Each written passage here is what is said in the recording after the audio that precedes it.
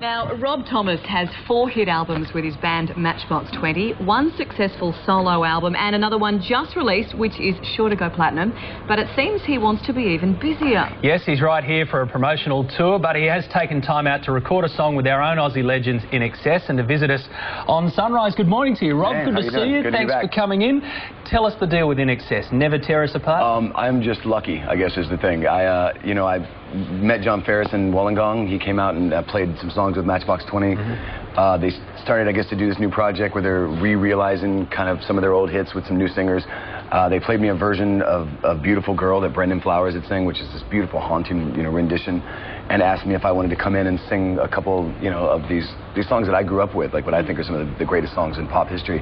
So I got a chance to sing Never Tear Us Apart and Original Sin as well. Oh, wow. But more importantly, I got a chance to sit, to hang out and have dinner and tell stories with In Excess, which is, I think, was the cooler part of it all. And what's it like working with another band?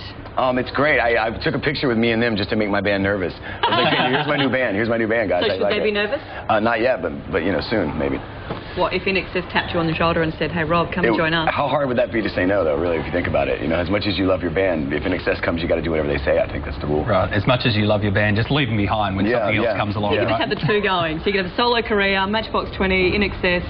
Yeah, why not? My wife would love that if I took another job. Yeah, just another one. Yeah. See, that's the thing about you. I mean, you just love making music. And I made the point, it wasn't flippant, I made the point before that you are a genuine hit maker. Or I think it's 80 million album sales worldwide you've contributed to in some way, shape or form. What is it, Rob? Is it just a love for the game?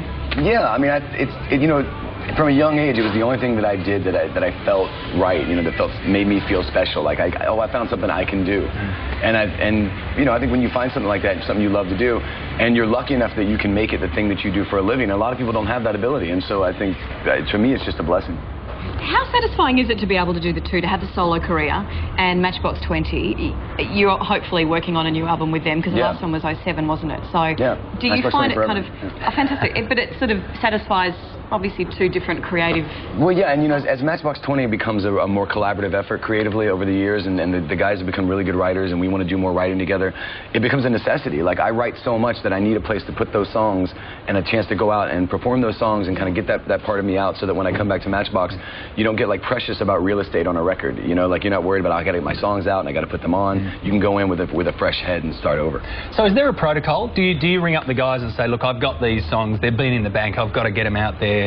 No, it's usually just, we'll do, like, we just got done with the Matchbox project and went on tour, and we had, when we were out for a long time all over the world, and then when we kind of take that break, that's when I kind of, slip my solo records in. Tell us about this one, Cradlesong, something that you're very proud of. Very, yeah, very. I think it's, for me, I think as you get older, you evolve, and you have different priorities and different things that become important to you, and certain things that I think you used to get really upset about, you realize aren't as important, And there's just a lot of that in this album. And also, I think stylistically, I find that I'm such a child of the 80s, and it really came out in this record. There's so much of, like, In Excess kind of guitar riffs, and Duran Duran, keyboard parts, and all these kind of 80s things that seem to pop up all through the record. When there's nothing wrong with that, hey, as another child of the 80s, love it, and still to this day. Who do you have on your iPod? Who do you listen to? I know you're going to Pink tonight, is that right? Yeah, I'm going to try.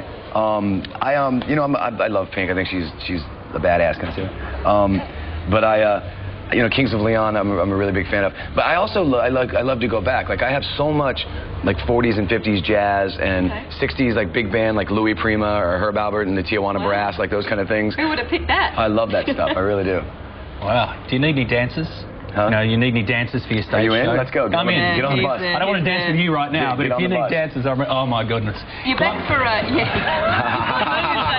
I stitched myself up. I can't believe it. Because you can climb back and dance. I carry that DVD. Yeah, wherever you go. I carry it all the time. And there's the dancer that you need too. Quick one. You're back in Feb, is that right? Touring in February? Yes, in February. I think 17th in Sydney. All right. Anything you want to tell us? Reveal? What's it sort of? It's going to be so good. It's going to melt your face off. Wow. That's descriptive. Now I've set a high bar. maybe I should take that back. I'm sorry. It's the Melt the Face Off tour. We'll see you in February. Rob, thanks so much for coming by. Best of luck for the rest of your time here. It's good to see you, mate. Thank you so much. Good man. Now, Rob will be back. You're going to be back a little later on with Kylie and Larry for the morning show. Yeah. I'm making you work for your breakfast. Kylie can dance too. Oh, yeah? Yeah, she can dance. Well, I would rather dance with her. Unfortunately for me, she can dance better. Thanks, mate. Thanks. Lot coming up. You're watching Sunrise. We're back in a tick.